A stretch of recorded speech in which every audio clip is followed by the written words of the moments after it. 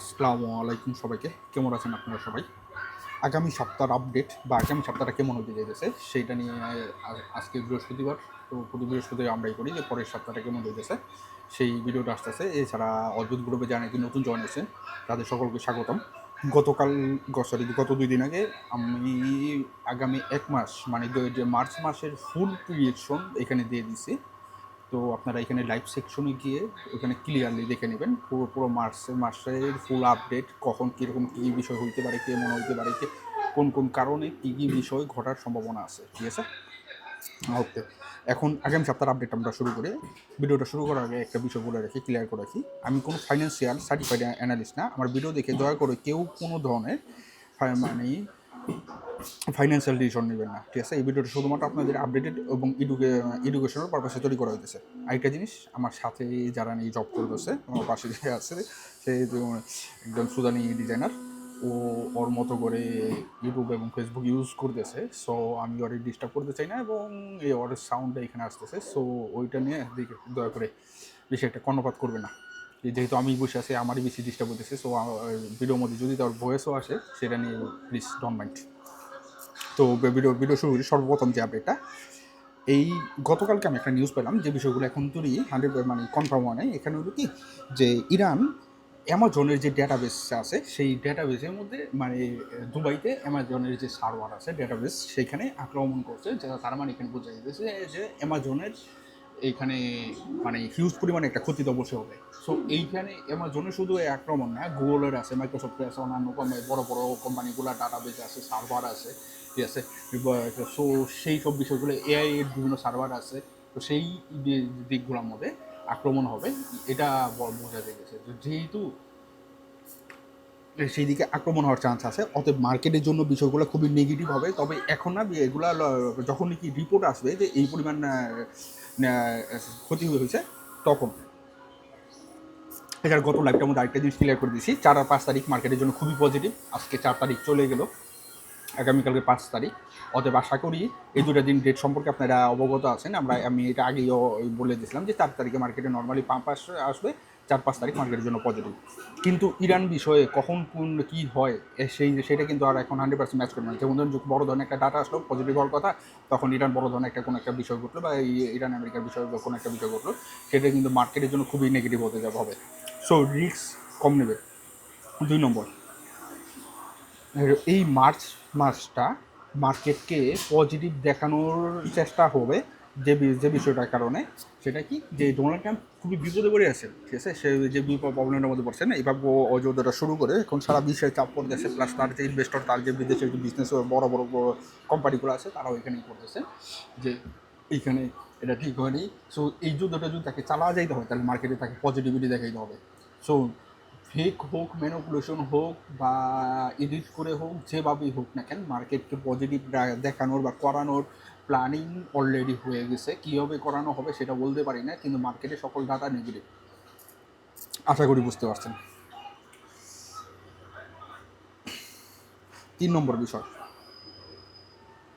সবাই যখন নাকি ওয়্যার নিয়ে এখন ব্যস্ত, তখন একটা বিষয় ঘটে আছে। গত পরশু দিন আমরা যে বিষয়টার জন্য ওয়েটিং করতেছিলাম, ক্লিয়ারিটি অ্যাক্ট বিল পাস, এটা কবে হবে। তো এই বিলটার নর্মাল যে বিষয়টা হয়েছে যে এই বিলের একটা প্রস্তাব পাস হয়ে গেছে। এখন তো কোনো ডিল হয় নাই, এখন তো কোনো কম্পেনসেশন হয় নাই, কিন্তু যে বিষয়টা হয়েছে এখন হলো এখানে একটা অ্যাক্ট পাস হয়ে গেছে। এখন এটা সিনেটে যাবে, সিনেটে যাওয়ার পর ভোটাভুটি হবে। তো গতকালকে আমি আরেকটা আজকে আমি আরেকটা বিষয় দেখলাম যে ডোনাল্ড ট্রাম্প অলরেডি ব্যাঙ্কগুলোর সাথে আলোচনা শুরু করে দিয়েছেন। বড় বড় জেপি মর্গান ব্যাংক, যেসব করে আমেরিকান যেসব বড় বড় ব্যাংক আছে, এইসব এইসব ব্যাংকগুলোর সাথে অলরেডি আলোচনা শুরু করে দিয়েছেন তারা কীভাবে কোনো এই ক্লিয়ারিটি ব্যাংক বিলটা ইউজ করবে, ইউএসডিটি বা ইউএসডির উপর কী ধরনের রুলস আসবে, এক্সচেঞ্জগুলো কী পরিমাণ রেভিনিউ দিতে পারবে। এই বিলটা পাস হলে মার্কেটের জন্য সাময়িক কিছুটা পজিটিভিটি দেখা গেলেও ওই বিল পাস হবে, মানে আমরা মনে করি স্যার মার্কেটের জন্য পজিটিভ, কিন্তু এক্সচেঞ্জের জন্য এটা বিরাট বড় একটা রিস্কি বিষয়। এক্সচেঞ্জগুলো এখন আমাদের যে ইউএসডিটির উপর যে স্টেকিং রেওয়ার্ড দিতেছে সেই রেওয়ার্ডটা দিতে পারবে না, বিষয়টা মাথায় রাখার চেষ্টা করবেন। 3 নম্বর বিষয় সবথেকে, 3 নম্বর বিষয় তো শেষ করে দিলাম। 4 নম্বর বিষয়, আজকে আরেকটা ডেট সম্পর্কে ফুল করে দিব। এখন মার্কেটে বর্তমানে যে পজিশন দাঁড়িয়ে গেছে, আমরা মোটামুটি মনে করি যে লিকুইডেশন, উপরে লিকুইডেশন শেষ হয়ে গেলেও হাইপার লিকুইডিটি আমরা দেখতেছি, কিছু অনচেন ডাটা দেখা যাইতেছে, যে অনচেন ডাটাগুলোর মধ্যে নর্মালি মার্কেটের বর্তমান কী বলে লিকুইডেশন 77 এবং নেক্সট 78, সরি 81, 77 এবং 81। সো এই বিষয়টা কেয়ারফুলি থাকবেন। মার্কেটকে পজিটিভ দেখানো হলে এই দুইটা জায়গায় মার্কেটে হিট করানো হইতে পারে, ঠিক আছে। 5 নম্বর বিষয়, আমার আগের ভিডিওতে গুলার মধ্যে একটা বিষয় বোঝানো হয়েছে যে মার্কেট 75-এর কাছাকাছি যাবে। এখানে বিষয়টা কি, মার্কেট এই জায়গা পর্যন্ত, এই জায়গা থেকে এই পর্যন্ত, ঠিক আছে। এটার আলাদা একটা বক্স আছে, আমার বক্সটা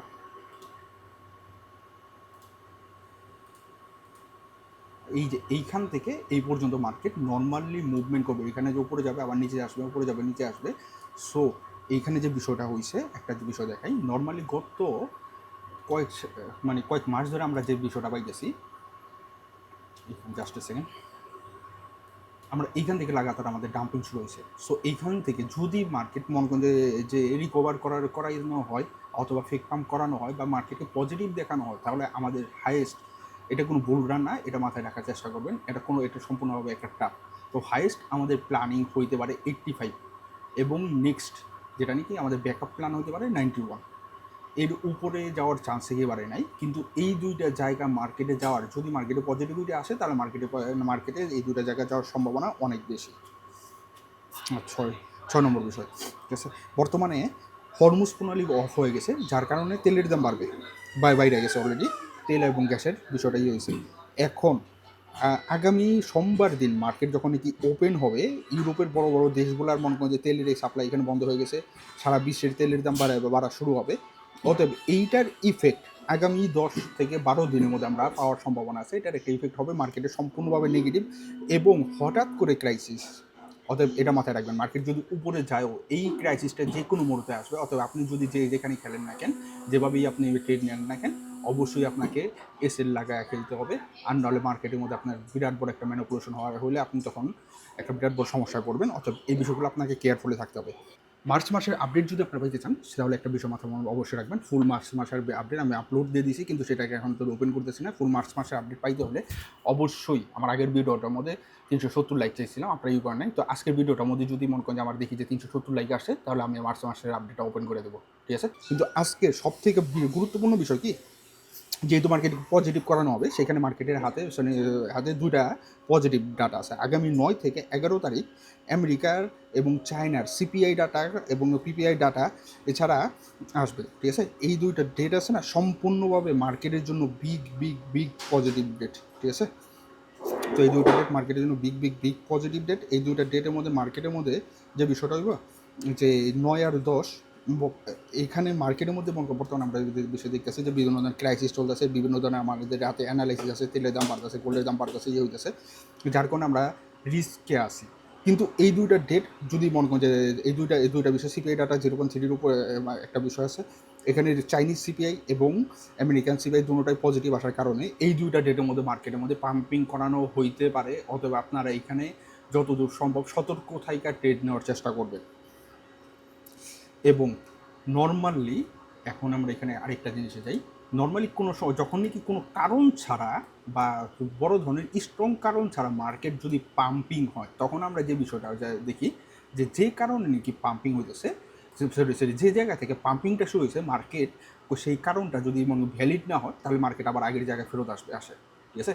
সো আমাদের এই পাম্পিং হয়েছে কত, এইখানে 67 থেকে।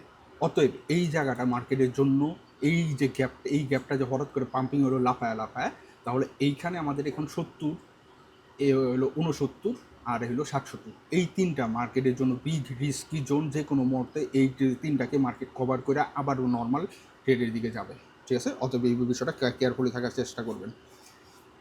অর্থাৎ 9 নম্বর বিষয়, ওয়ার কন্টিনিউ হইলে, ঠিক আছে, ডোনাল্ড ট্রাম্পের হাতে কিন্তু মনে করেন যে ওয়ার কন্টিনিউ রাখার জন্য কারণ কম, কিন্তু বিভিন্ন সময় আমরা যে বিষয় আমরা এখন বর্তমানে যে বিষয়টা দেখতেছি, ন্যাটোর যে 3টা দেশ আছে, স্পেন, কানাডা এবং ইটালি, এরা সম্পূর্ণভাবে না করে দিছে যে ডোনাল্ড ট্রাম্পকে এইখানে আমরা সমর্থন জানাইতে পারি না। অতএব এই যুদ্ধে ন্যাটো যুক্ত হয়ে যাওয়ার, ঠিক আছে, যদি মনে হয় ডোনাল্ড ট্রাম্প পুশ করে বলে যে হ্যাঁ আমার কথা দিয়ে হবে, সেরকম যদি পাওয়ার থাকে বা সেরকম রুলস থাকে, সেটা আলাদা বিষয়। কিন্তু এই তিনটা দেশ ন্যাটোকে সমর্থন দিতেছে না যে আমরা এখন এখানে জড়িত হইতেছি। সো এখন এই যুদ্ধে যদি গতকালকে আমরা দেখলাম যে উত্তর কোরিয়া একটা হিন্টস দিছে।